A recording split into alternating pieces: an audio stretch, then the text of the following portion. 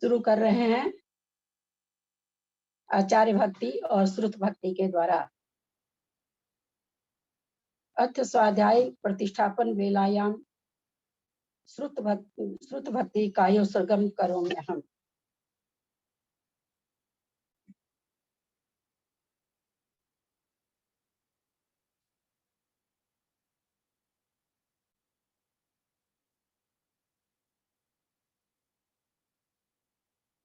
सम्मतना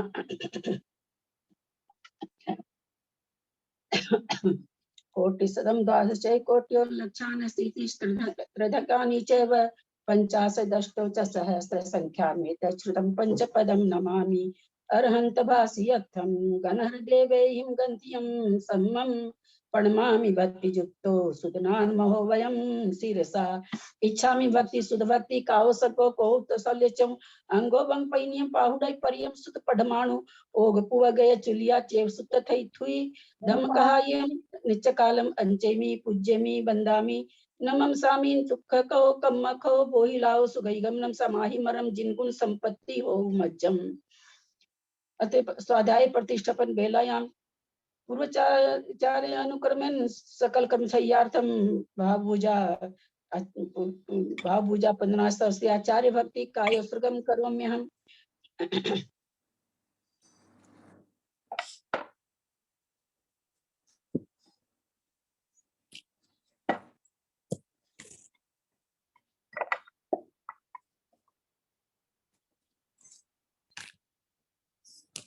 श्रुत जल्दी पारगेभ्य स्वपरमत विभावना पटुमतिभ्य सुचरित निधिभ्यो नमो गुरुभ्यो गुण गुरुभ्य 36 गुण समग्गे पंचविहाचार करण संदरी से शिष्यानुग्रह कुशले धम्मारिये सदा वंदे गुरु भक्ति संजमेण य तरंती संसार सायरं घोरम छिन्नन्ति अठकम्मं जन्मन मरणं न पावयन्ति ये नित्यं व्रत मंत्र होम निरता ध्यानाग्निहोत्राकुला सटकर्मा वीरतास्तपोधन धना साधु क्रिया साधवः शील प्रवारणा गुण प्रहरणाश्चंद्रार्क तेजोधिका मोक्ष द्वार कपाट पाटन भटः प्रीणन्तु मां साधव गुरुः पान्तु नो नित्यं ज्ञान दर्शन नायका चारित्राणो गंभीरा मोक्ष मार्गोपदेशका इच्छामि बन्ते आर्य भक्ति काउसको को तस्सलोच्यं समनान समदंसन समचरिजुत्तानं पंचविहाचाराणां आयर्याणां आयरादि सुदनानां वदेशियानां वज्जायानां तीर्यनुगुणपाल अलनरियानां सवसाहुनां निचकल अंचेमि पूज्यमि बंदामि नमं सामि दुःखको कम्मखो बोहिलाओ सुगैगमनं समाहि मरणं जिनगुण संपत्ति हो मज्जम्। ओकारं बिंदु संयुक्तं नित्यं ध्यायन्ति योगिनः कामदं मोक्षदं चैव ओंकाराय नमो नमः। अविरल शब्दघन होगा प्रक्षालित सकल भूतल कलंका मौनि विरूपासित सरस्वती हरति नो दूरितान अज्ञानतिमिरान्धानां ज्ञानाञ्जन शलाकया चक्षुरुन्मीलितं येन तस्मै श्री गुरुवे नमः। श्री परम गुरुवे नमः। परम्पराचार्य गुरुभ्यो नमः। सकल कुलस विध्वंसं श्रेषां परिवर्धकं धर्म संबंधकं भव्य जीवमन प्रतिबोध कारकं पुण्य प्रकाशं पापनाश इदं शास्त्रं सर्वार्थ सिद्धि नामधेयम् अस्य मूल ग्रंथ करतारत दूतर ग्रंथकर श्री गंधर देवा श्रीमती उमा स्वामी जी द्वारा रचित सूत्र ग्रंथ संस्कृत टीका आचार्य श्री पूज्यपाद स्वामी सर्वार्थ सिद्धि नामधेयम् अथ हिंदी टीका सिद्धांत शास्त्री श्री फूलचंद शास्त्री जी द्वारा विरचितम् सुरतार सावधानतया शृण्वन्तु मंगलम भगवान वीरो मंगलम गौतमो गणी मंगलम कुंद कुंजादो जैन धर्मोस्तु मंगलम सर्वमंगल मांगल्यम सर्वकल्याणकारकम प्रधानम सर्वधर्माणां जैनम जयतु शासनम जैनम जयतु शासनम जैनम जयतु शासनम सरस्वती नमस्तुभ्यं वरदे कामरूपिणी विद्यारंभं करिष्यामि सिद्धिर्भवतु मे सदा। द्वादशं जिनवानी माता की जय। सर्वार्थ सिद्धि ग्रंथराज की जय। आचार्य श्री उमा स्वामी महाराज की जय। पूज्यपाद आचार्य की जय। ढाई दीप में विराजमान सभी आचार्य उपाध्याय सर्व साधु के चरणों में नमोस्तु नमोस्तु नमोस्तु। परम पूज्य गुरुवर श्री आचार्य ब्रह्मान सागर जी के चरणों में, विद्यासागर जी के चरणों में नमोस्तु नमोस्तु नमोस्तु। सभी आरिका माता जी के चरणों में वंदामि वंदामि। सभी छुलक केलक के चरणों में इच्छामि इच्छामि। सभी प्रतिमाधारी के चरणों में वंदना वंदना वंदना। ग्रुप में विराजमान जो भी मेरे से पूज्य लोग हैं, पारस बाबू जी हो, नेमीचंद भाई साहब हो, रतनलाल जी हो, उमराव भाभी हो, और भी जो भी बड़े लोग, सबके सादर चरण स्पर्श। बाकी सबको यथा योग्य सादर जय जिनेन्द्र।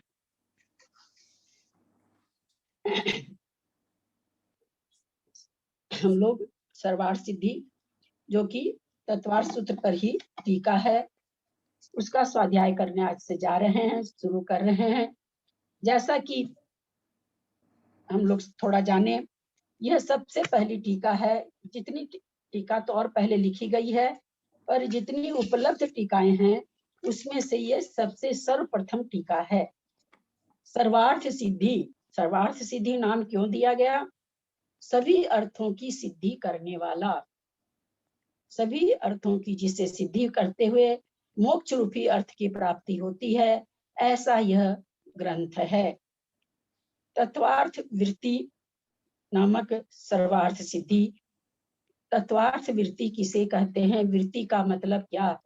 तत्वों के अर्थ में, तत्व में अपने हृदय की वृत्ति को लगाना, अपने हृदय के चिंतन को लगाना।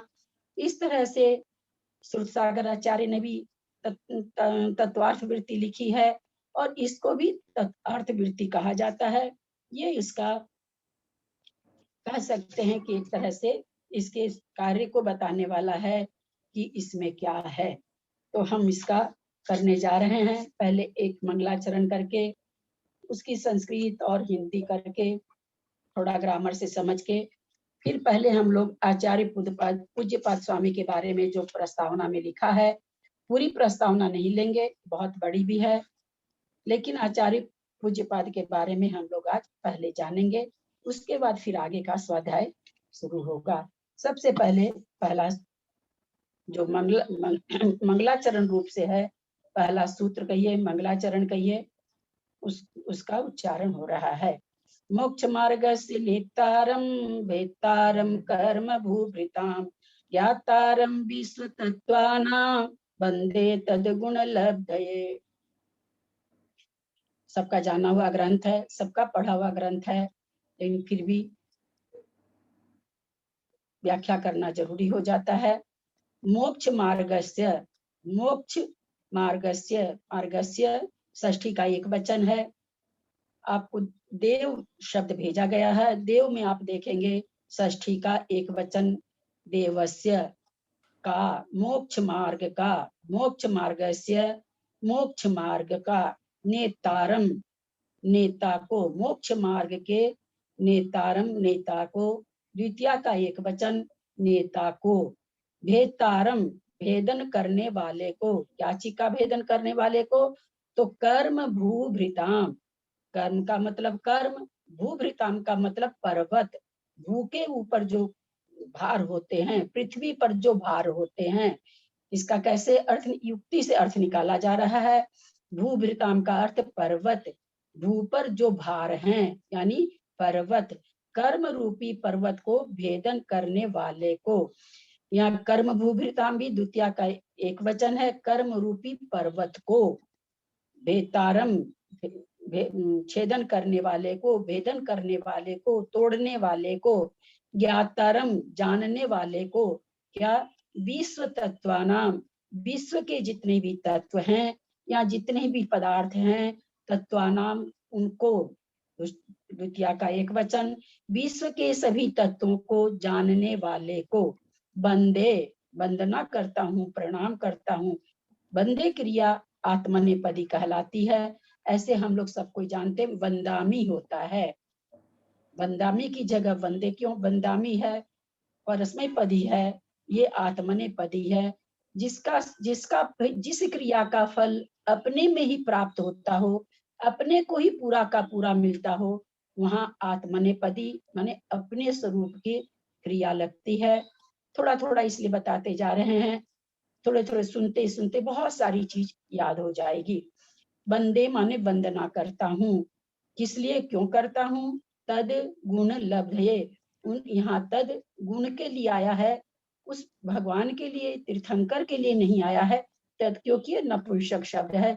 तद माने वैसे गुणों को प्राप्ति करने के लिए, लब्धि लब्धये माने प्राप्ति करने के लिए, तद गुण वैसे गुणों को प्राप्ति करने के लिए मैं उनको वंदना करता हूँ। कैसे किसको वंदना करता हूँ? कहते हैं मोक्ष, जो मोक्ष मार्ग के नेता हैं उनको, जो कर्म रूपी पर्वत को भेदन करने वाले हैं उनको, और जो विश्व के तत्वों को जानने वाले हैं उनकी मैं वंदना करता हूँ। निर्मला जी, अगर आप आ गई हो तो आपसे मेरी रिक्वेस्ट है, इसका 1 नंबर खाली आप संस्कृत वाला उच्चारण करके और उसका हिंदी पढ़ के हम लोग फिर प्रस्तावना पढ़ेंगे। थोड़ा आप पढ़ें। मैं पढ़ रही हूँ ललिता जी, और बहुत ठीक है। कठिन है, मेरे से कुछ गलती हो तो माफ कीजिएगा।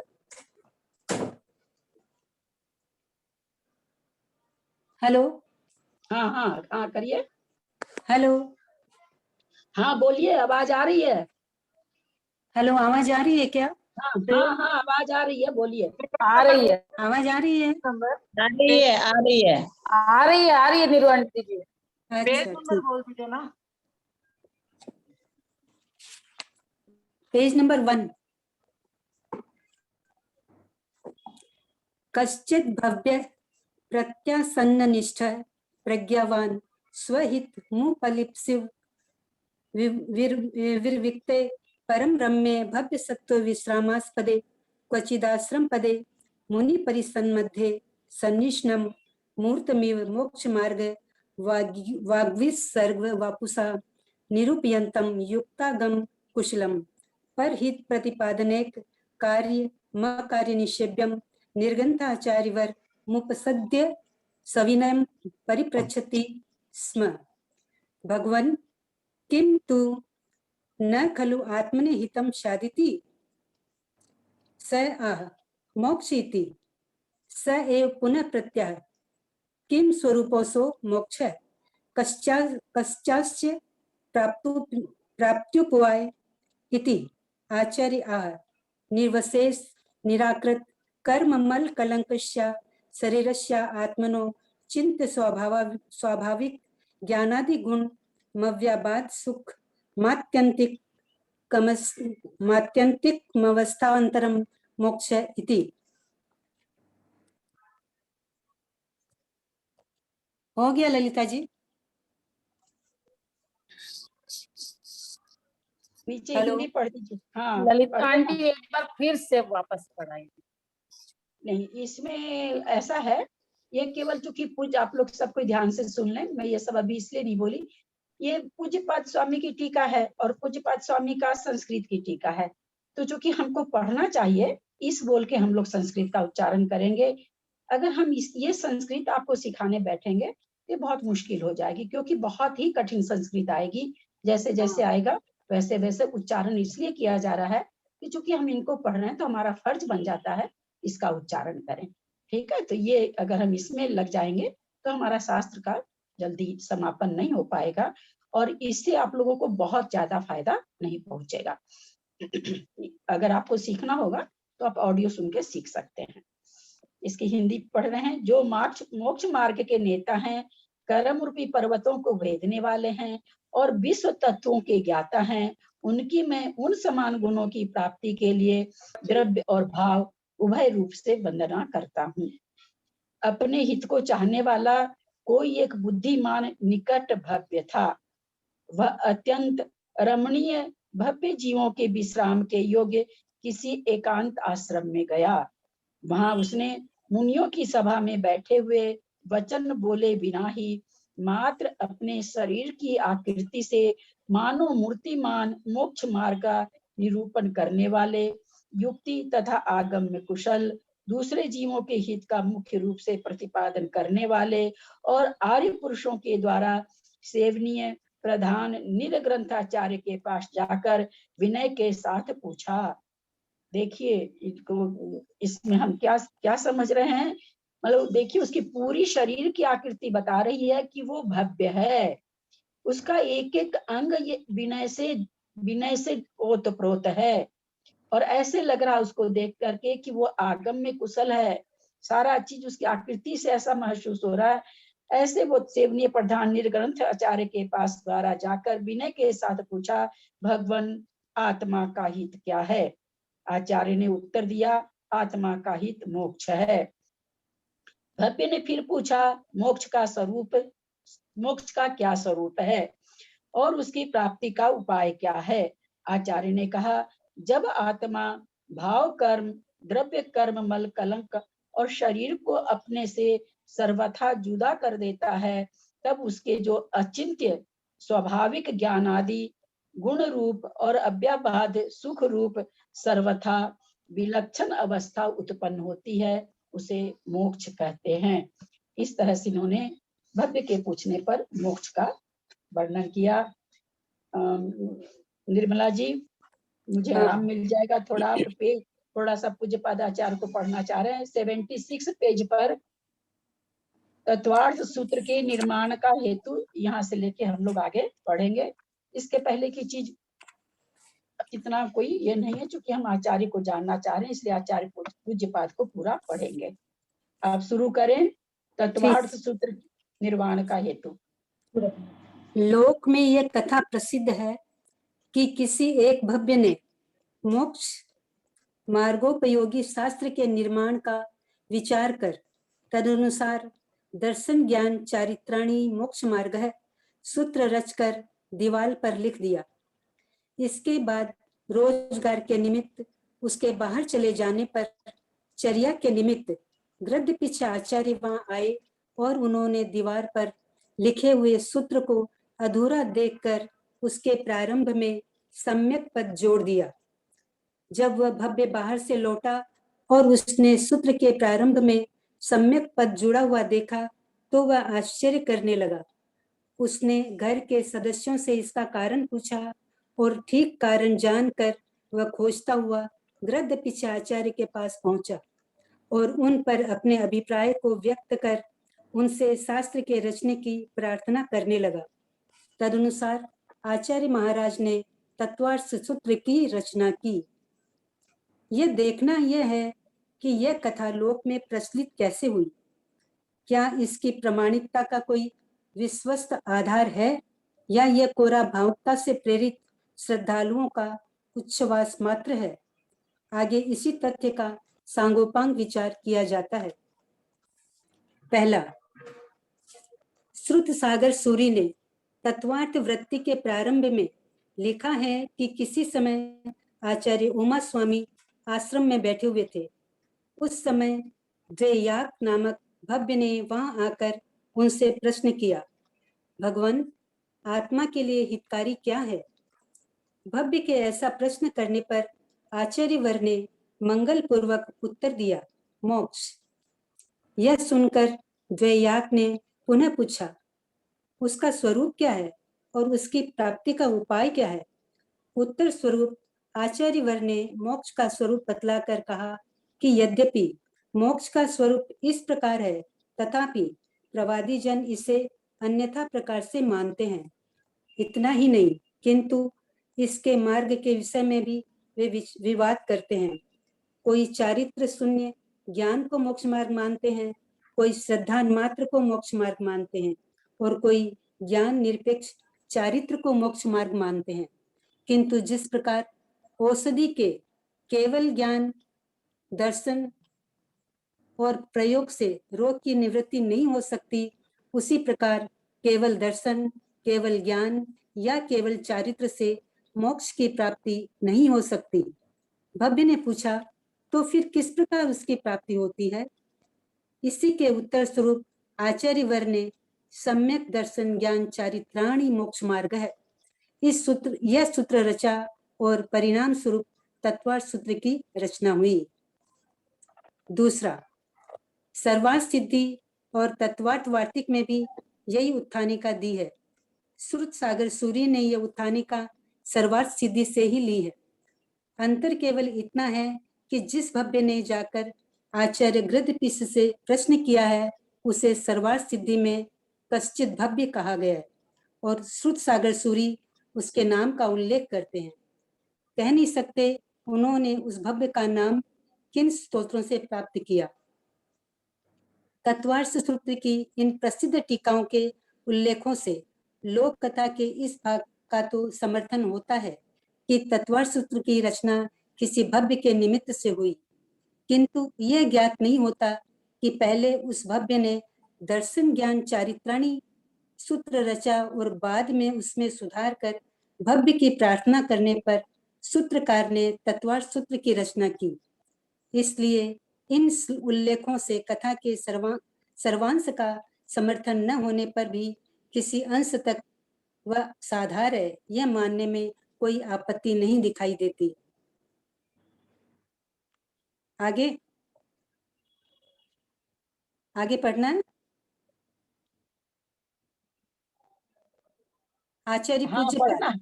पढ़ना है, मैं म्यूट कर रखी थी ना इसीलिए। अच्छा हाँ, पूज्यपाद का पूरा पढ़ना है। ठीक। पहला, महत्ता। भारतीय परंपरा में जो लब्ध प्रतिष्ठ तत्वदृष्टा शास्त्रकार हुए हैं, उनमें आचार्य पूज्यपाद का नाम प्रमुख रूप से लिया जाता है। इन्हें प्रतिभा और विद्वता दोनों का समान रूप से वरदान प्राप्त था।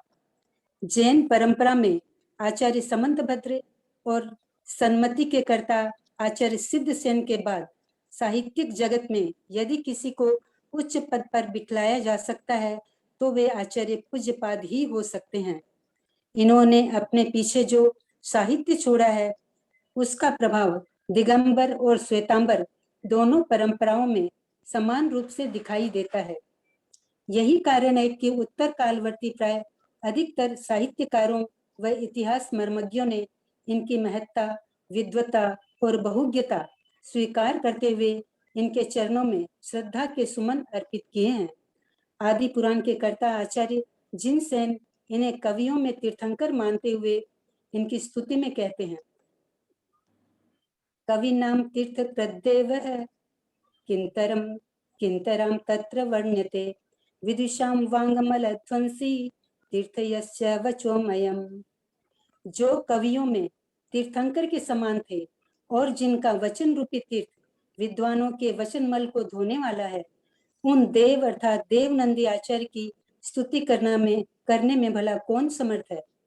यह तो हम आगे चलकर बतलाने वाले हैं कि जिस प्रकार इन्होंने अपनी अनुपम कृतियों द्वारा मोक्ष मार्ग का प्रकाश किया है, उसी प्रकार इन्होंने शब्द शास्त्र पर भी विश्व को अपनी रचनाएं भेंट की हैं।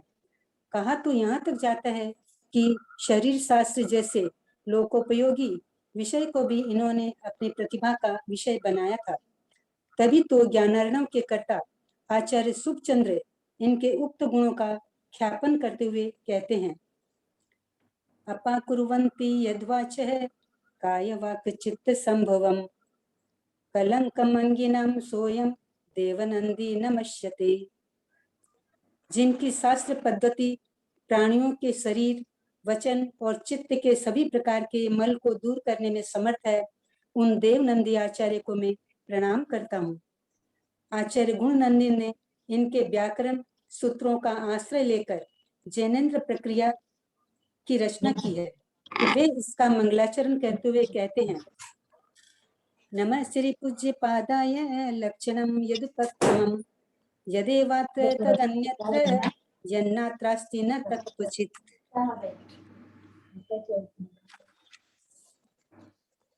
जिन्होंने लक्षण शास्त्र की रचना की, मैं उन आचार्य पूज्यपाद को प्रणाम करता हूँ।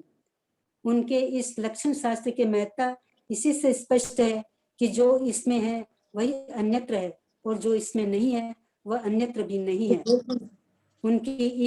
उनकी और उनके साहित्य की यह स्तुति परंपरा यही समाप्त नहीं होती। धनंजय, वादिराज, भट्टारक, सुखचंद्र और पद्मप्रभ आदि अनेक ऐसे आचार्य हुए हैं जो इस गुण गाथा की परंपरा को जीवित रखने के लिए अपने पूर्ववर्ती आचार्यों के पद चिन्हों पर चले हैं। अभिप्राय यह है कि आचार्य पूज्यपाद साहित्य जगत में कभी न अस्त होने वाले वे प्रकाशमान सूर्य थे, जिसके आलोक से दसों दिशाएं सदा आलोकित होती रहेंगी। ये हैं वे तत्वार्थ सूत्र की प्रस्तुत वृत्ति सर्वार्थ सिद्धि के रचयिता आचार्य पूज्यपाद, जिनका सर्वांग परिचय हमें यहाँ प्राप्त करना है, उसमें भी उनका पूरा नाम क्या है, वे किस संघ से के अधिपति थे, उनका जीवन परिचय क्या है, उनकी रचनाएं कौन कौन है और उनका वास्तव्य काल व गुरु शिष्य परंपरा क्या है आदि विषय विचारणीय है, जिसका यहाँ हम क्रमशः परिचय प्राप्त करने का उपक्रम करेंगे। सर्वप्रथम नाम को ही लीजिए। नाम शिलालेखों और दूसरे प्रमाणों से विदित होता है कि इनका गुरु के द्वारा दिया हुआ दीक्षा नाम देवनंदी था। बुद्धि की प्रखरता के कारण इन्हें जिनेंद्र बुद्धि कहते थे और देवों के द्वारा इनके चरण युगल पूजे गए थे, इसलिए वे पूज्यपाद इस नाम से भी लोक में प्रख्यात थे। इस अर्थ को व्यक्त करने वाले उद्धरण ये हैं। प्रागम्य धायि गुरुनाम किल देवनंदी बुद्ध्या पुनर्विपुलया स जिनेन्द्र बुद्धि श्री पूज्यपाद इति चैस बुधे प्रचख्ये सत्पूजिता पदयुगे वन देवता भी। श्रवण बेलगोला शिलालेख नंबर 105 विक्रम संवत 1320। इनके पूज्यपाद और जिनेन्द्र बुद्धि इन नामों की सार्थकता को व्यक्त करने वाले वहीं के नंबर 108 के एक दूसरे शिलालेख को देखिए। श्री पूज्यपादोद श्रुत धर्म राज्य स्ततः सुराधीश्वर पूज्यपादः यदि वैदुष्य गुणाभिधानी वदन्ति शास्त्राणि तदुद्धृतानि धृत विश्व बुद्धिरयमत्र योगी भी कृत्याभाव मनुविभ्रदुच्चके जिनवद बभूव वदनंग चापहुत्स जिनेन्द्र बुद्धिरिति साधु वर्णित है। ये दोनों श्लोक विक्रम संवत 1355 के शिलालेख के हैं। इनमें कहा गया है कि आचार्य पूज्यपाद ने धर्म राज्य का उद्धार किया था, इससे आपके चरण इंद्रों द्वारा पूजे गए थे। इनके पूज्यपाद इस नाम से संबंधित किए जाने का यही कारण है। इनमें वैदुष्य आदि अनेक गुण थे, जिनका स्थापन आज भी इनके द्वारा रचे गए शास्त्र कर रहे हैं। ये जिन देव के समान विश्व बुद्धि के धारक थे, कृतकृत्य थे और कामदेव को जीतने वाले थे, इसीलिए योगी जन इन्हें जिनेन्द्र बुद्धि इस नाम से संबोधित करते थे। इन शिलालेखों में व अन्यत्र और भी ऐसे अनेक प्रमाण उपलब्ध होते हैं, जिनसे इनके तीन नामों की सार्थकता सिद्ध होती है। आदि पुराण का एक उदाहरण हम पहले दे आए हैं।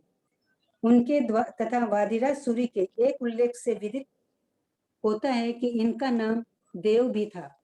मालूम पड़ता है कि इनका दीक्षा नाम देवनंदी होने से उसके संक्षिप्त रूप देव इस पद द्वारा उक्त आचार्य ने इसका नामोल्लेख किया है। अतएव यह कोई स्वतंत्र नाम न होकर देवनंदी इस नाम का ही संक्षिप्त रूप प्रतीत होता है। संघ संघों की उत्पत्ति का इतिहास इंद्र नंदी ने अपने श्रुतावतार में दिया है। वे लिखते हैं कि जब 100 योजन के मुनि मिलकर अष्टांग महानिमित्तज्ञ और धारण प्रसारण आदि विशुद्ध क्रिया के पालने वाले आचार्य अरहत बलि की देखरेख में युग प्रतिक्रमण कर रहे थे, उस समय युग के अंतिम दिन युग प्रतिक्रमण करते हुए आचार्य अरहत बलि आए हुए मुनि समाज से पूछा कि क्या सभी यतिजन आ गए हैं। इस पर यतिजनों ने उत्तर दिया कि अपने अपने सकल संघों के साथ हम आ गए हैं। तब यतिजनों के इस उत्तर को सुनकर उन्होंने जान लिया कि यह कलिकाल है। इसमें आगे यतिजन गणपक्षपात के भेद से रहेंगे, उदास भाव से नहीं रहेंगे। और ऐसा विचार कर उन्होंने जो गुफा से आए थे, उसमें से किन्हीं को नंदी संज्ञा दी, किन्हीं को वीर संज्ञा दी। जो अशोक वाटिका से आए थे, उनमें से किसी को अपराजित संज्ञा दी और किन्हीं को देव संज्ञा दी। जो पंचस्तूप के निवासी वहां आए थे, उनमें से किन्हीं को सेन संज्ञा दी और किन्हीं को भद्र संज्ञा दी। जो सालमली महाद्रुम से आए थे, उनमें से किसी को गंधर संज्ञा दी और किन्हीं को गुप्त संज्ञा दी। और जो खंड के द्रुम के मूल से आए थे, उनमें से किसी को सिंह संज्ञा दी और किसी को किन्हीं को चंद्र संज्ञा दी। इससे विदित होता है कि जो मूल संघ पहले संघ भेद व गणगच्छ के भेद से रहित होकर एक रूप में चला आ रहा था, वह यहाँ आकर अनेक भागों में विभक्त हो गया। यह तो नाना संघों की उत्पत्ति की कथा है। अब जिसे यहाँ पर नंदी ऐसा संघ क्यों कहा गया, वो यति जन को जब पूछा गया कि सब कोई आ गए हैं, तो उन्होंने जो उत्तर दिया, अपने अपने सकल संघ के साथ हम आ गए हैं। हाँ, ये जो उन्होंने कहा, इससे वो समझ गए कि अब पूरा सारा समाज एक संघ, मतलब एक संघ नहीं कहलाएगा यति जन का। इस उत्तर हाँ, से वो इस चीज को समझ गए और अलग अलग संघ की व्यवस्था कर दी। आगे पढ़े। हाँ पढ़िए, मैं म्यूट कर लेती हूँ ना, इसीलिए आवाज नहीं ये आती तो है। नाना संघों की उत्पत्ति की कथा है। अब जिसे यहाँ पर नंदी संघ कहा गया है, उसकी परंपरा को देखिए। सुखचंद्राचार्य अपने पांडव पुराण में अपनी गुरुवावली का उल्लेख करते हुए लिखते हैं, श्री मूल संघे जनी नंदी संघस्तस्मिन् बलात्कार गणोति रम्य तत्राभवत् पूर्व पदांश वेदी श्रीमाघ नंदी नरदेव वंद्य है। इसमें कहा गया है कि नंदी संघ बलात्कार गण मूल संघ के अंतर्गत है। उसमें पूर्वों के एक देश ज्ञाता और मनुष्यों व देवों से पूजनीय माघ नंदी आचार्य हुए। इतना कहने के बाद इस गुरुवावली में माघनंद के बाद 4 जिनचंद्र, 5वें पद्मनंदी, उनके मत से पद्मनंदी के 4 अन्य नाम थे, कुंद, वक्रग्रीव, हेलाचार्य और गृद्धपृच्छ। छठे तत्वर सूत्र के कर्ता उमा स्वामी, 7वें लोहाचार्य, 8 यशकीर्ति, 9 यशोनंदी और 10वें देवनंदी के नाम दिए हैं। ये सब नाम इसी क्रम से नंदी संघ की पट्टावली में भी मिलते हैं। आगे इस गुरुवावली में 11 गुण नंदी के बाद 12वें वज्र नंदी का नाम आता है, जबकि नंदी संघ की पट्टावली में 11वें जय नंदी और 12वें गुण नंदी, इन दो नामों के बाद 13वें वज्र नंदी का नाम आता है। यद्यपि इससे आगे की दोनों की आचार्य परंपरा करीब करीब मिलती हुई है, परंतु विशेष प्रयोजन न होने से उसे हम यहाँ पर नहीं दे रहे हैं। प्रकृत में इन आधारों से हमें इतना ही सूचित करना है कि आचार्य पूज्यपाद मूल संघ के अंतर्गत नंदी संघ बलात्कार गण के पट्टाधीश थे, तथा अन्य प्रमाणों से यह भी विदित होता है कि इनका गच्छ सरस्वती इस नाम से प्रख्यात था। हमारे प्रसिद्ध आचार्य कुंद और गृद्धपृच्छ ओमा स्वाति इसी परंपरा के पूर्ववर्ती आचार्य थे, यह भी इससे विदित होता है। जीवन परिचय। आचार्य पूज्यपाद कौन थे, उनके माता पिता का नाम क्या था, वे किस कुल में जन्मे थे, इन सब बातों का परिचय श्रीमान पंडित नाथूराम जी प्रेमी ने देवनंदी और उनका जैनेन्द्र व्याकरण लेख में दिया है। उन्होंने यह परिचय कन्नड़ी भाषा में लिखे गए पूज्यपाद चरित्र के आधार से लिखा है। इसके लेखक चंद्रय्य कवि थे। श्रीमान पंडित जुगल किशोर जी मुख्तार जी के लेख से यह भी विदित होता है कि उनका यह जीवन चरित्र राजवली कथी में भी दिया हुआ है, किंतु इन दोनों में कहाँ तक साम्य और वैषम्य है, यह इससे विदित नहीं होता। प्रेमी जी के शब्दों में कथा संक्षेप में इस प्रकार है। कर्नाटक देश के कोले नामक ग्राम के माघव भट्ट नामक ब्राह्मण और श्रीदेवी ब्राह्मणी से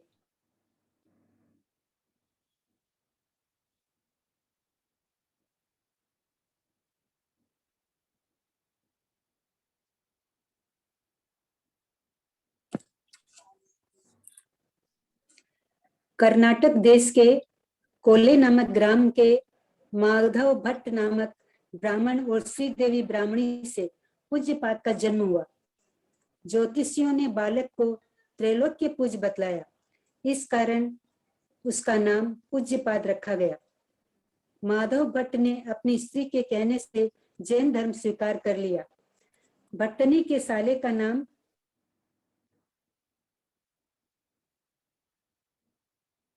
पाणिनि था। भट्टनी के साले का नाम पाणिनि था।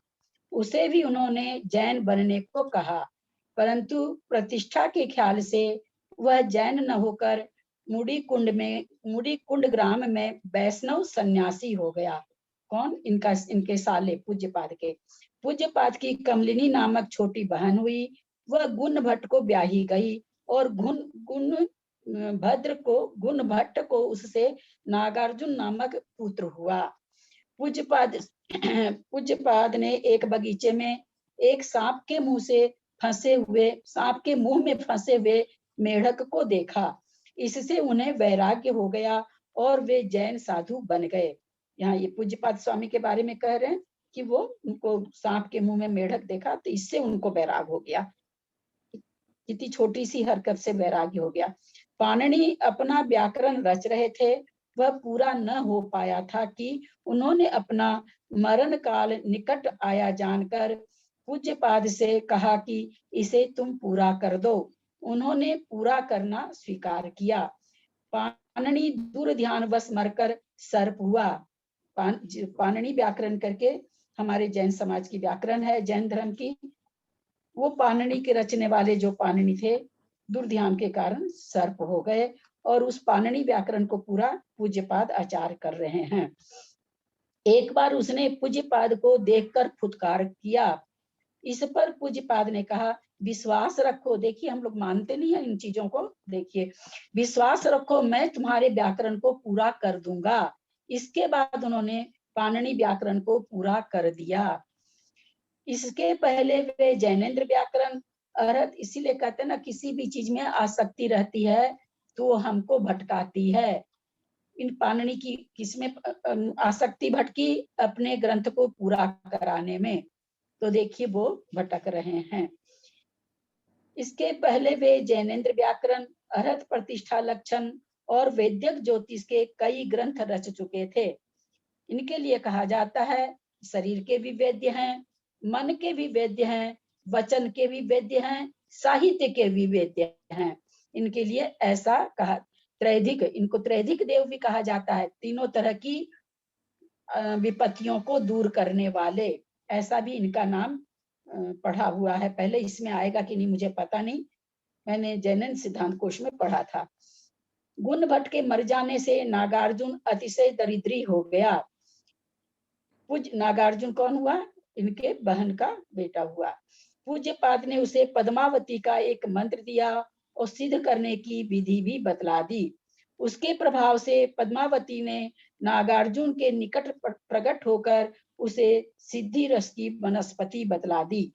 इस सिद्धि रस से नागार्जुन सोना बनाने लगा।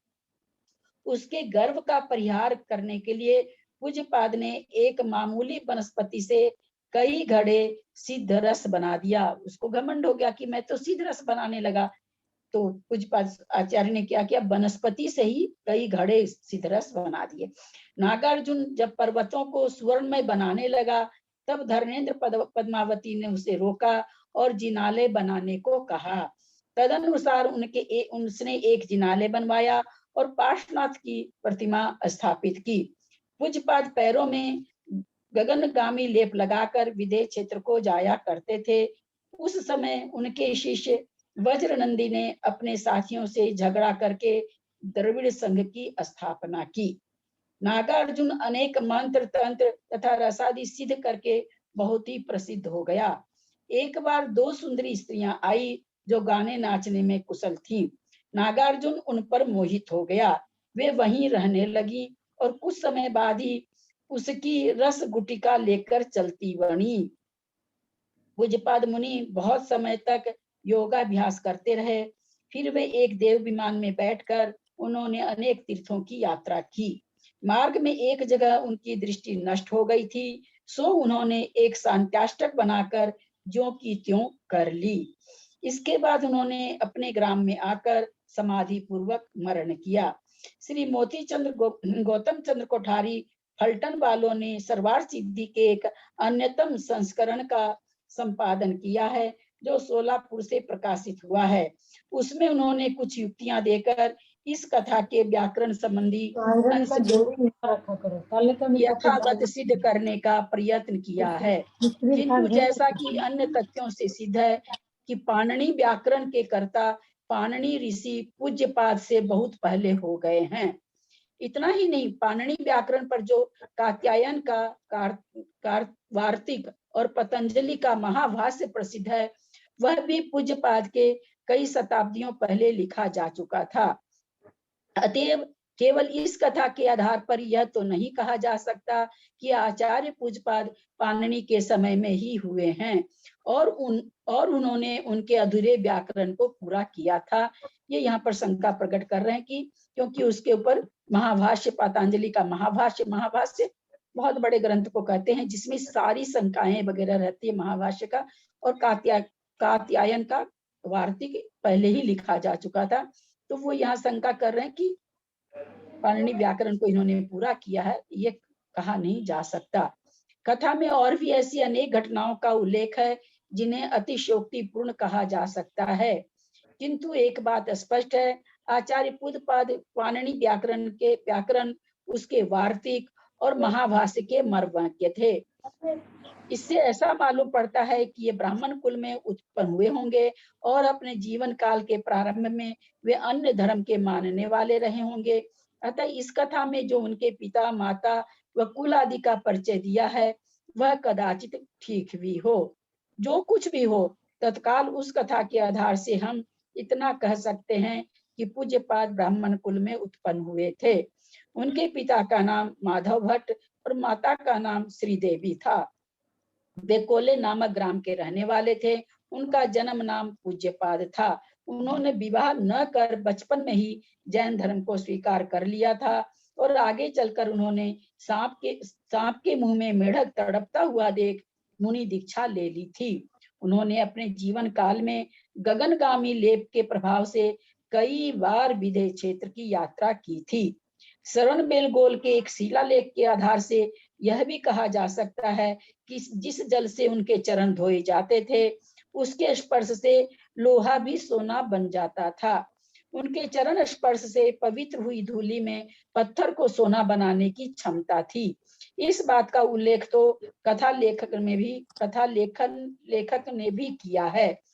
एक बार तीर्थ यात्रा करते समय उनकी दृष्टि तिमिरांछन हो गई, जिसे उन्होंने शांताष्टक का निर्माण कर दूर किया था, किंतु इस घटना का उनके ऊपर ऐसा प्रभाव पड़ा जिससे उन्होंने तीर्थ यात्रा से लौटकर समाधि ले ली थी। स्वरचित साहित्य आचार्य पूज्यपाद ने अपने जीवन काल में सर्वार्थ सिद्धि सहित जिस साहित्य का निर्माण किया था, उसका संक्षिप्त परिचय इस प्रकार है। सर्वार्थ सिद्धि, इसका विस्तृत परिचय हम पहले दे आए हैं।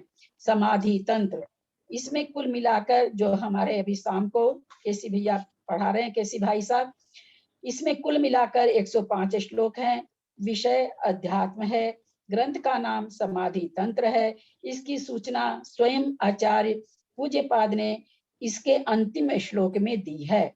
एक तो श्रवणबेलगोल के शक संवत 1085 के शिलालेख 40 में इसका नाम समाधि शतक दिया है। दूसरे बनारस से मुद्रित होने वाले प्रथम गुच्छक में भी टिप्पण सहित यह छपा है और उसके अंत में एक प्रशस्ति श्लोक उद्धृत है, जिसमें श्लेष रूप से इसका नाम समाधि शतक सूचित किया गया है। मालूम पड़ता है कि इन्हीं कारणों से इसका दूसरा नाम समाधि शतक प्रसिद्ध हुआ है। यद्यपि यह ग्रंथ आचार्य पूज्यपाद की स्वतंत्र कृति है, पर अंतः परीक्षण से विदित होता है आचार्य कुंद द्वारा निर्मित आगम को आत्मसात कर उन्होंने इसकी रचना की है। ऐसा क्यों?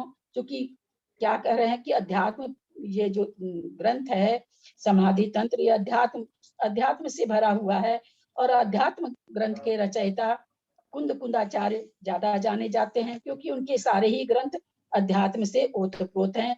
तो ये यहाँ पर कह रहे हैं कि ऐसा लगता है कि ये उन्हीं से मतलब ये होके लिखे हैं।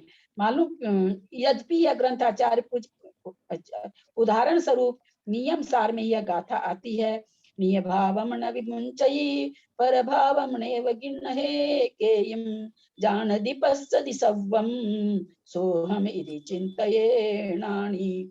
अब इसकी तुलना समाधि तंत्र के इस श्लोक से कीजिए। ये नियम सार की है जो कि आचार्य कुंद कुंद के द्वारा लिखी गई है। अब इसी से मिलती जुलती गाथा समाधि तंत्र में है, ऐसा बता रहे हैं। श्लोक है, गाथा नहीं है, श्लोक है। यद्ग्राह्यं न गृह्णाति गृहीतं नापि मुञ्चति जानाति सर्वथा सर्वं तत् स्वसंवेद्यमस्मयम्।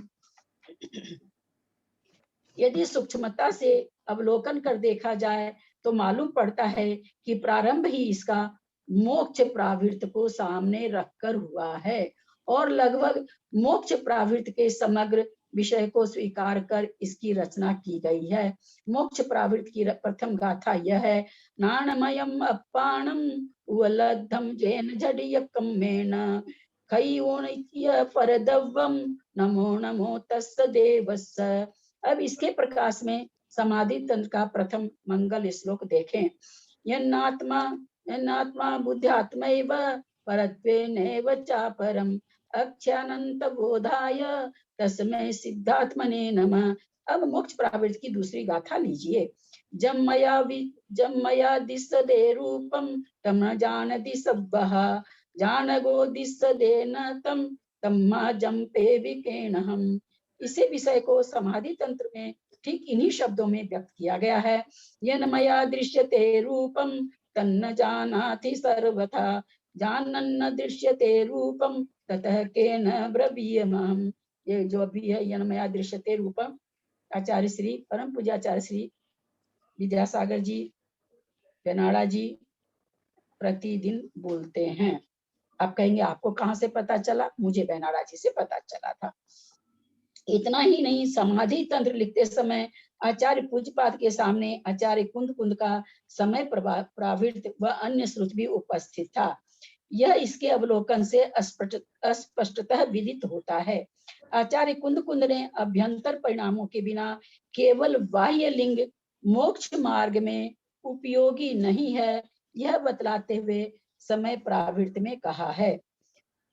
पाषंडी लिंगानि व गेलिंगानि व बहुपयाराणि गीतुं वदन्ति मूढ़ा लिंगमीणं मोक्षमगोति नमुहोदि मोक्षमग्गो लिंगं च देह निम्मा अरिहा लिंगं मुह्यतु दंसन नानचरितानि सेयन्ति। इसी तथ्य का आचार्य पूज्यपाद ने समाधि तंत्र में इन शब्दों में व्यक्त किया है। लिंगम लिंगम लिंगम देहाश्रितम दृष्टम देह एवं आत्मनो भव न मुच्यन्ते भवा तस्मा ते ये लिंग कृताग्रहा जातिर्देहाश्रिता दृष्टा देह एव आत्मनो भव न मुच्यन्ते भवा तस्मात् ते ये जाति कृताग्रहा। इसमें जरा भी संदेह नहीं है कि जो साधक अपने आत्म कार्य में उद्यत होना चाहते हैं उनके लिए यह मोक्ष मार्ग के अनुसंधान में प्रदीप स्तंभ के समान है। इसमें आत्मा के बहिरात्मा, अंतरात्मा और परमात्मा ये तीन भेद करके किस प्रकार यह जीव बहिरात्म पद के त्याग के द्वारा अंतरात्मा बनकर परमात्मा पद को प्राप्त करता है, इसका सरल और हृदयग्राही कविता में विवेचन किया गया है। निर्मला जी अगर हैं तो आगे पढ़िए, मैं थक गई हूँ।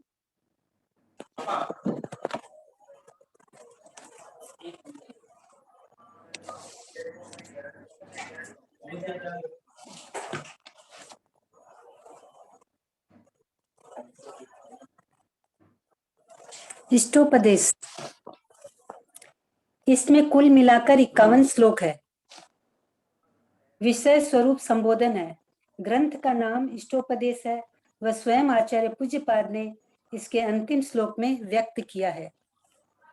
इसका निर्माण करते हुए आचार्य पूज्यपाद के सामने एकमात्र दृष्टि रही कि किसी प्रकार ये संसारी आत्मा अपने स्वरूप को पहचाने और देह, इंद्रिय तथा उनके कार्यों को अपना कार्य न मानकर आत्म कार्य में सावधान होने का प्रयत्न करे।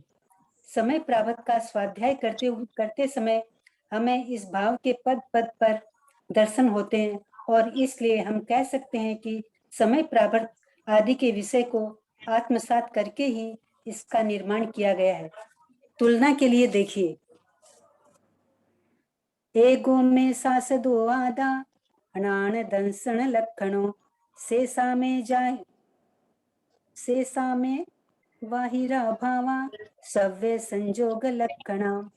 एक समय प्रावृत, एको हम निर्मम शुद्धो, ज्ञानी योगींद्र गोचर, वाया संयोग जा भावा, मत्त सर्वेपि सर्वथा। इष्टोपदेश। रत्तो बंधति कम्मं, मुंचदि कम्मं विराग संपत्तो, एसो जिनोव एसो तम्मा कम्मे सुमारज्य। समय प्रावत, बध्यते मुच्यते जीव, सममो निर्मम क्रमात्, तस्मात् सर्व प्रयत्नेन निर्ममत्वं विचिन्तयेत्। इष्टोपदेश। रत्नकर्ण श्रावकाचार्य में एक श्लोक आता है जिसमें कहा गया है कि धर्म के प्रभाव से कुकर भी देव हो जाता है, और अधर्म के प्रभाव से देव को भी कुकर होते देर नहीं लगती है। यथा स्वापि देवोपि देव, स्वजायते धर्म किल विषाद, कापी नाम भवे धन्य, संपद्ध धर्माचरीणाम। इष्टोपदेश में यही शब्द तो नहीं है, पर इनका अनुसरण करते हुए आचार्य वर्ग कहते हैं, वरम वते पदम दैवम, नाव्रतेर्व्रत नारकम, छाया तपस्तयोर्भेद, प्रतिपालयेतोर महान। साधक के लिए आत्म साधना में इससे बड़ी सहायता मिलती है। 10 भक्तियां 10 से अधिक है, फिर भी मुख्य रूप से 10 मानी जाती है। श्रीमान पंडित पन्नालाल जी सोनी ने संपादित कर क्रियाकलाप नामक ग्रंथ प्रकाशित किया। यह संग्रह ग्रंथ है। इसके प्रथम अध्याय के कुछ प्रकरणों का संग्रह स्वयं पंडित जी ने किया है। शेष संग्रह मालूम होता है प्राचीन है। संभव है इसके संग्रहकार पंडित प्रभात चंद्र हों। इन्होंने ही इसके अनेक उपयोगी विषयों पर टीका लिखी है। ये पंडित थे और इनका नाम प्रभात चंद्र था। इसकी सूचना नंदीश्वर भक्ति के अंत में प्रकरण समाप्ति की पुस्तिका लिखते समय स्वयं इन्होंने दी है। इसमें सब भक्तियों व दूसरे प्रकरणों का संग्रह स्वयं इनका किया हुआ है। यह क्रियाकलापों को जो वर्तमान स्वरूप मिला है वह बाद का काम है, यह हम निश्चय पूर्वक नहीं कह सकते, क्योंकि एक तो न स्वयं सोनी जी ने इसकी व्यवस्थित सूचना दी। सोनी जी यदि इसकी प्रस्तावना में यह बतलाने की कृपा करते हैं कि उन्होंने जितनी प्रतियों के आधार से इसका संपादन किया है वे कहाँ किए और उनका लेखन काल क्या है, तो इस बात से निर्णय करने में बड़ी सहायता मिलती कि यह संग्रह कितना पुराना है। दूसरे, इसमें ऐसे कई उपयोगी विषयों का संग्रह है, किंतु उन पर पंडित प्रभात चंद्र जी की टीका न होने से उनके सामने थे, इस बात को स्वीकार करने में संकोच होता है। उदाहरणार्थ, प्राकृत निर्वाण भक्ति जो लोक में निर्वाण कांड के नाम से प्रसिद्ध है, इसमें संग्रहित है, पर इस पर इनकी टीका नहीं है, जबकि वह दूसरी भक्तियों के मध्य में स्थित है। सोनी जी ने मुद्रित क्रियाकलाप के संबंध में अपनी भूमिका में स्थिति स्पष्ट तो की है, पर उससे पूरा प्रकाश नहीं पड़ता। इसमें जितनी भक्तियां संग्रहित है उसमें से प्रथम परिच्छेद में सिद्ध भक्ति, श्रुत भक्ति, चारित्र भक्ति, योगी भक्ति, आचार्य भक्ति, निर्वाण भक्ति और नंदीश्वर भक्ति, ये 7 भक्तियां संग्रहित है। इनमें से नंदीश्वर भक्ति केवल संस्कृत में है, शेष सब भक्तियां संस्कृत और प्राकृत दोनों में है। मात्र प्राकृत निर्वाण भक्ति की संस्कृत टीका नहीं है। इसके आगे दूसरे प्रकरण में और भी अनेक भक्तियां संग्रहित है और इन पर भी पंडित प्रभात चंद्र जी की टीका है। इतना अवश्य है कि उनमें जो लघु भक्तियां हैं उन पर टीका नहीं है। इन भक्तियों के संबंध में पंडित प्रभात चंद्र प्राकृत सिद्धि भक्ति के अंत में सूचना करते हैं कि सब संस्कृत भक्तियां पूज्यपाद स्वामी की बनाई हुई है और प्राकृत भक्तियां आचार्य कुंद स्वामी की बनाई हुई है। यथा संस्कृता सर्वा भक्तय पूज्यपाद स्वामी कृता प्राकृतास्तु कुंद कुंदचार्य कृता। क्रियाकलाप पृष्ठ 167। ये सब भक्तियां एक आचार्य की कृति है या अनेक की, यह तो निश्चय पूर्वक कहना कठिन है। जिन पंडित प्रभाचंद्र ने इनकी टीका लिखी है वे संभवत पंडित प्रवर आसाधर के बाद और विक्रम संवत 1724 के पहले कवि हुए हैं। अतएव इस आधार से इतना ही कहा जा सकता है कि ये विक्रम संवत 14वीं शताब्दी के पूर्व कभी लिखी गई है, किंतु इस कथन से यह निश्चय नहीं होता कि पंडित प्रभाचंद्र इनमें से किन संस्कृत और प्राकृत भक्तियों को क्रम से पूज्यपाद स्वामी और कुंद कुंदाचार्य की मानते रहे। उनके मत से ये पूज्यपाद स्वामी कौन थे यह भी ज्ञात नहीं होता। पंडित पन्नालाल जी सोनी ने क्रियाकलाप की प्रस्तावना में लिखा है कि सिद्ध भक्ति, श्रुत भक्ति, चारित्र भक्ति, योगी भक्ति, आचार्य भक्ति, निर्वाण भक्ति और नंदीश्वर भक्ति, ये 7 संस्कृत भक्तियां पूज्यपाद स्वामी कृत है और प्राकृत सिद्ध भक्ति, प्राकृत श्रुत भक्ति और प्राकृत चारित्र भक्ति, प्राकृत योगी भक्ति और प्राकृत आचार्य भक्ति, ये 5 भक्तियां कुंद कुंदाचार्य प्रणीत है। किंतु उन्होंने ऐसा मानने का जो कारण उपस्थित किया है वह समुचित नहीं कहा जा सकता।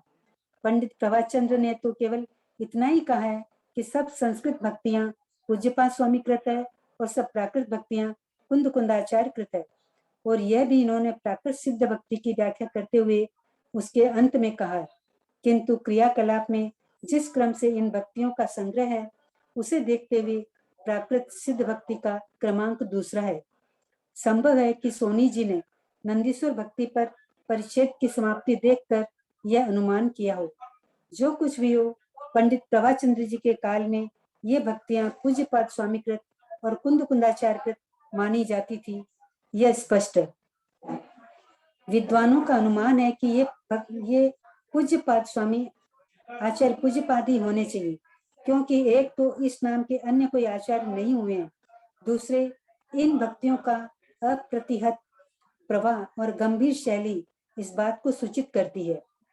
इन सब भक्तियों में उनके नामानुसार विषय का विवेचन किया गया है। मुनिजन तथा व्रती, गृहस्थ, देवसिक आदि प्रतिक्रमण के समय निश्चित क्रम से इनका प्रयोग करते आ रहे हैं, जो आंशिक रूप से वर्तमान काल में भी चालू है। जैनेन्द्र व्याकरण आचार्य पूज्यपाद की अन्यतम मौलिक कृति उनका जैनेन्द्र व्याकरण है। इनका जैनेन्द्र यह नाम क्यों पड़ा?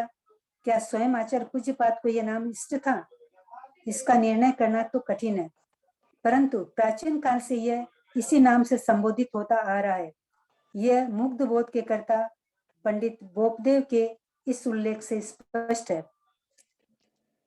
इंद्रश्चंद्र कास्य कृष्णा पिशली शाकटायना पाणिन्यमर जैनेन्द्र जयंतष्टो च शब्दिका धातु पाठ। यह 5 अध्यायों में विभक्त है और सूत्र संख्या लगभग 3000 है। इसकी सबसे बड़ी विशेषता संज्ञा लाघव है। पाणिनीय व्याकरण में जिन संज्ञाओं के लिए कई अक्षरों के संकेत कल्पित किए गए हैं, उनके लिए इसमें लाघव से काम किया गया है। तुलना के लिए देखिए, पाणिनीय व्याकरण ह्रस्व दीर्घ लुप्त, जैनेन्द्र व्याकरण में ये यहाँ पर यही कहना चाह रहे हैं, पाणिनीय व्याकरण में जहाँ हर्ष, दीर्घ और प्लुत लिखा गया है, जैसे कहते हैं ना, ई वो हर्ष हुआ, आई वो दीर्घ हुआ, प्लुत जो पुकारते हे राम, तो ऐसे प्लुत होता है। उसकी जगह इसमें प्रदीप से काम चला दिया। वही यहाँ कहना चाहें कि यहाँ पर संज्ञा बहुत छोटे छोटे अक्षरों में दी गई है। अब इसके बाद इनका पेज नंबर 87 पर 5 ग्रंथों का तो उधर बता चुके हैं। 6 नंबर 7 नंबर जैनेन्द्र और शब्दावतार न्यास। शिमोगा जिले के नगर तहसील के 46वें शिलालेख में इस बात का उल्लेख है कि आचार्य पूज्यपाद ने एक तो अपने व्याकरण पर जैनेन्द्र नामक न्यास लिखा था और दूसरा पाणिनी व्याकरण पर शब्दावतार नामक न्यास लिखा था। यथा न्यासम जैनेन्द्र संज्ञम सकल बुधनुतम पाणिन्यस्य भूयो न्यासं सबदा अवतारम मनुज मनु मनुज ततिहितं वेद्य शास्त्रं च कृता यस तत्वार्थस्य टीकां व्यरचदीह मा भात्यसौ पूज्यपाद स्वामी भूपाल वंद्य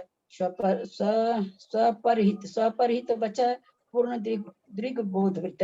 ये दोनों अभी तक उपलब्ध नहीं हुए हैं। इसके लिए प्राचीन शास्त्र भंडारों में विशेष अनुसंधान की आवश्यकता है। अब 8वां उनका है शांत्याष्टक। हम पहले आचार्य पूज्यपाद की कथा दे आए हैं। उसके लेख में इसके बनाए हुए एक शांताष्टक का उल्लेख किया है।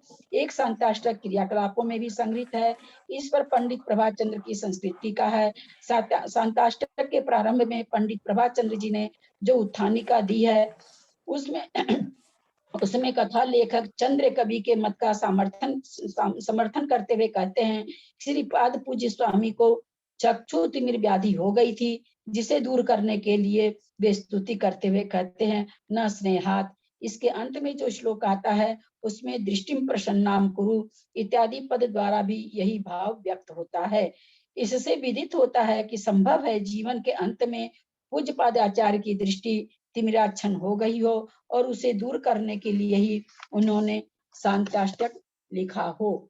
यदि अनुमान ठीक हो तो शांताष्टक उनकी यह वह कृति मानी जा सकती है जो संभवतः सब कृतियों के अंत में लिखी गई होगी। सार संग्रह 9वीं कृति है उनकी। आचार्य पूज्यपाद ने एक सार संग्रह नामक ग्रंथ का भी निर्माण किया था, ऐसा धवला की एक उल्लेख से ज्ञात होता है। यथा सार संग्रह अप्युक्तम पूज्यपादे अनंत पर्यायात्मकस्य वस्तुनो अन्य मत पर्यायाधिगमे कर्तव्ये आत्म हेतुपेक्षो निर्वध्य प्रयोगो नय इति। सर्वार्थ सिद्धि में आचार्य पूज्यपाद ने जो नय का लक्षण दिया है इससे इस लक्षण में बहुत कुछ साम्य है। इसलिए यह मानने का पर्याप्त कारण है कि यह ग्रंथ आचार्य पूज्यपाद की ही कृति होनी चाहिए।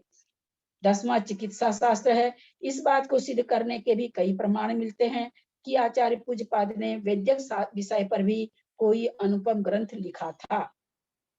यथा आचार्य शुभचंद्र द्वारा रचित ज्ञानार्णव के एक श्लोक का उल्लेख हम पहले कर आए हैं। उसमें उनके वचनों को वचनमल और चित्तमल के समान कायमल को दूर करने वाला कहा गया है।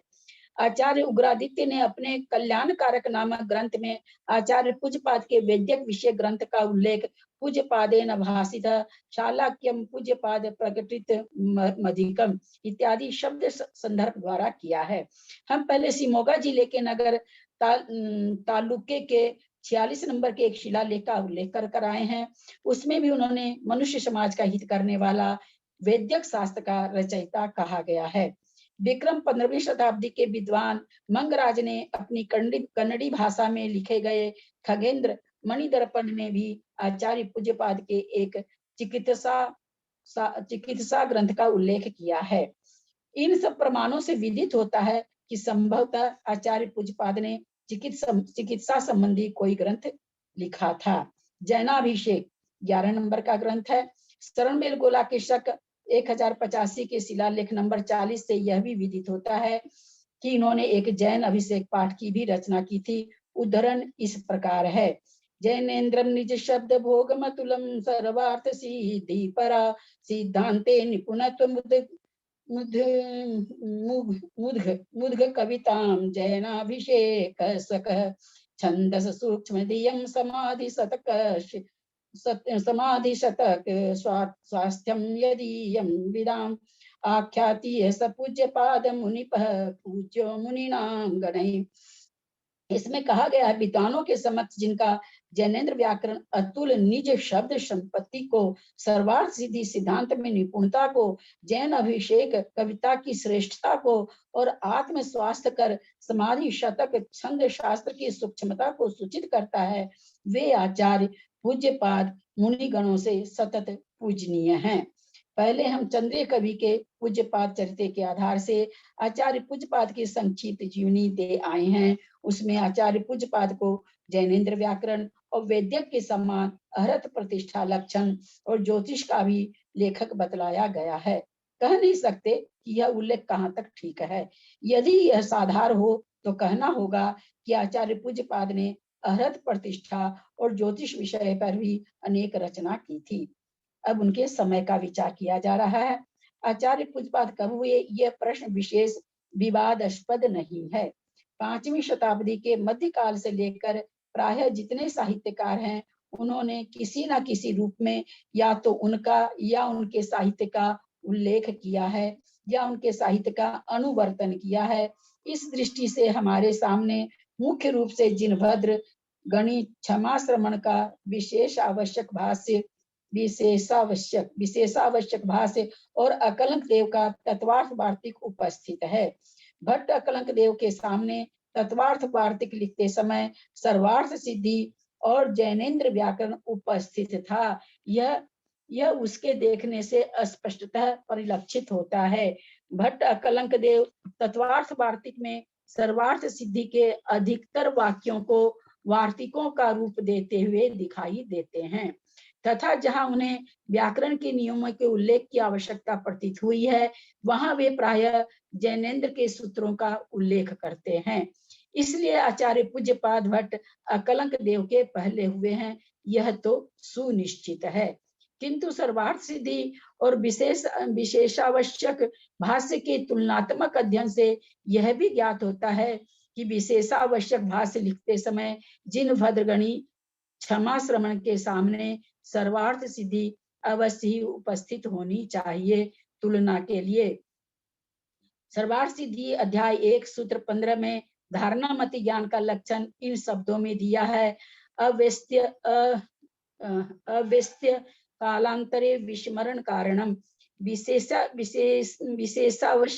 आवश्यक भाष्य में इन्हीं शब्दों को दोहराते हुए कहा गया है, कालांतरे यजम पुनरनुसरणम धारणा साहु। गाथा 291। चक्षु इंद्रिय प्राप्यकारी है, यह बतलाते हुए सर्वार्थ सिद्धि अध्याय 1 सूत्र 19 में कहा गया है, मनोवद प्राप्यकारिति। यही बात विशेषावश्यक भाष्य में इन शब्दों में व्यक्त की गई है, लोयन मपत्त विषयम मनोवद। गाथा 209। सर्वार्थ सिद्धि अध्याय 1 सूत्र 20 में यह शंका की गई है कि प्रथम सम्यक की उत्पत्ति के समय दोनों ज्ञानों की उत्पत्ति एक साथ होती है, इसलिए श्रुत ज्ञान मति ज्ञान पूर्वक होता है, यह नहीं कहा जा सकता है। प्रथम सम्यक उत्पत्तौ युगपज ज्ञान परिणामान मति पूर्वकत्वम श्रुतश्च नोपद्यत इति। अब इसके प्रकाश में विशेषावश्यक भाष्य की इस गाथा को देखिए। नानानि य समकालायिम जव मयि सुयायिम तो यसुयम मयि पूवम मयि नाणे व सुयनाणम। इस प्रकार यद्यपि इस तुलना से यह तो ज्ञात होता है कि जिन भद्रगणी क्षमा श्रवण विक्रम संवत 666 के सामने आचार्य पूज्यपाद की सर्वार्थ सिद्धि उपस्थित रही होगी, पर इससे इनकी वास्तव्य काल पर विशेष प्रकाश नहीं पड़ता। इसके लिए आगे का प्रमाण देखिए। शक संवत 388 विक्रम संवत 523 में लिखे गए मरकरा कुर्क के ताम्र पत्र में गंगवशीय राजा अविनीत के उल्लेख के साथ कुंदान्वय और देशीय गण के मुनियों की परंपरा दी गई है। दूसरे प्रमाणों से यह भी विदित होता है कि राजा अविनीत के पुत्र का नाम दुर्विनीत था और ये आचार्य पूज्यपाद के शिष्य थे। राजा दुर्विनीत का राज्यकाल विक्रम संवत 538 के लगभग माना जाता है। अतः इस आधार से यह कहा जा सकता है कि आचार्य पूज्यपाद 5वीं शताब्दी के उत्तरार्ध और विक्रम की 6वीं शताब्दी के पूर्वार्ध के मध्य कालवर्ती होना चाहिए। दूसरा पॉइंट, विक्रम संवत 990 में बने देवशन के दर्शन सार के एक उल्लेख से भी यह तथ्य की पुष्टि होती है। देवशन यह कहा है कि श्री पूज्यपाद के शिष्य वज्रनंदी थे, जिन्होंने विक्रम संवत 526 में द्रविड़ संघ की स्थापना की थी। दर्शन सार का उल्लेख इस प्रकार है, श्री पूज्यपाद शीशो द्राविड़ संघ सकार गोदुठो नामेन वज्रनंदी पाहुड वेदी महासत्तो 526 विकमरायस मरण पत्तस दक्षिण महुराजादो द्राविड़ संघो महामहो। हम पहले नंदी संघ की पट्टावली उल्लेख कराए हैं उसमें देवनंदी पूज्यपाद का समय विक्रम संवत 258 से 308 तक दिया है। इसके बाद जय नंदी और गुणनंदी का नाम निर्देश करने के बाद वज्रनंदी का नामोल्लेख किया है। साथ ही हम पहले पांडव पुराण के रचयिता सुखचंद्राचार्य की गुरुवावली का भी उल्लेख कराए हैं। इसमें भी नंदी संघ के सब आचार्यों का नंदी संघ की पट्टावली के अनुसार नाम निर्देश किया है, किंतु इसमें देवनंदी के बाद गुण नंदी के नाम उल्लेख न करके वज्र नंदी का नाम दिया है। यहाँ यद्यपि हम सब मान लें, इन दोनों में से यह मतभेद बहुत अधिक महत्वपूर्ण नहीं है, क्योंकि पूर्व परंपरा के अनुसार जिन्हें जिस क्रम से आचार्यों की परंपरा मिली, उन्होंने उस क्रम से उनका नाम निर्देश किया है। और ऐसी दशा में एकादी नाम छूट जाना या हेर फेर हो जाना स्वाभाविक है। पर सबसे बड़ा प्रश्न आचार्य पूज्यपाद के समय का है। मरकरा के ताम्रपत्र में जिन आचार्यों का नाम निर्देश है, उनमें पूज्यपाद का नाम नहीं आता, तथा अविनीत के पुत्र दुर्विनीत के ये विद्या गुरु थे। इसलिए ऐसा मालूम होता है कि नंदी संघ के पट्टावली में आचार्य पूज्यपाद से पूर्ववर्ती आचार्यों के नाम छूट गए हैं। मरकरा के ताम्रपद में जिन मुनियों का नाम उल्लेख है, ये हैं गुणचंद्र, अभय नंदी, शीलचंद्र, जनानंदी, गुण नंदी, चंद्र नंदी। तथा नंदी संघ की पट्टावली में आचार्य देवनंदी और वज्रनंदी के मध्य में जय नंदी और गुण नंदी के ये दो नाम आते हैं। गुण नंदी यह नाम तो मरकरा के ताम्रपत्र में भी है, और संभव है कि मरकरा के ताम्रपत्र में जिनका नाम जनानंदी दिया है, वे नंदी संघ के पट्टावली में जय नंदी इस नाम से उल्लेखित किए गए हों। यदि यह अनुमान ठीक हो तो इससे दो समस्याएं सुलझ जाती हैं। एक तो इससे यह अनुमान की पुष्टि हो जाती है कि नंदी संघ की पट्टावली में आचार्य पूज्यपाद के पूर्ववर्ती कुछ आचार्यों के नाम छूट गए हैं। दूसरे, नंदी संघ की पट्टावली में आचार्य पूज्यपाद के बाद जिन दो आचार्यों का नाम उल्लेख किया है, उन्हें मरकरा के ताम्रपत्र में उल्लेखित नामों के अनुसार आचार्य पूज्यपाद के पूर्ववर्ती मान लेने से दर्शन सार के उल्लेखानुसार वज्रनंदी आचार्य पूज्यपाद के अनंतर उत्तर कालवर्ती ठहर जाते हैं, और इस तरह उनके समय के निर्णय करने में जो कठिनाई प्रतीत होती है वह हल हो जाती है। इस प्रकार इन सब तथ्यों को देखते हुए यही कहा जा सकता है कि आचार्य पूज्यपाद विक्रम 5वीं शताब्दी के उत्तरार्ध से लेकर 6वीं शताब्दी के पूर्वार्ध के मध्य कालवर्ती होने चाहिए। श्रीमन पंडित नाथूराम जी प्रेमी प्रवृत्ति दूसरे विद्वानों का भी लगभग यही मत है। इस तरह से आज हमने पूज्यपाद स्वामी की जितनी इसमें लिखा हुआ था उसको पढ़ा है। कल से अपना बिल्कुल सिलसिलेवार से ग्रंथ की पढ़ाई चलेगी। आज हम लोग पूज्यपाद स्वामी के बारे में जाने, उनके बारे में हम लोग का बहुमान प्रकट हुआ।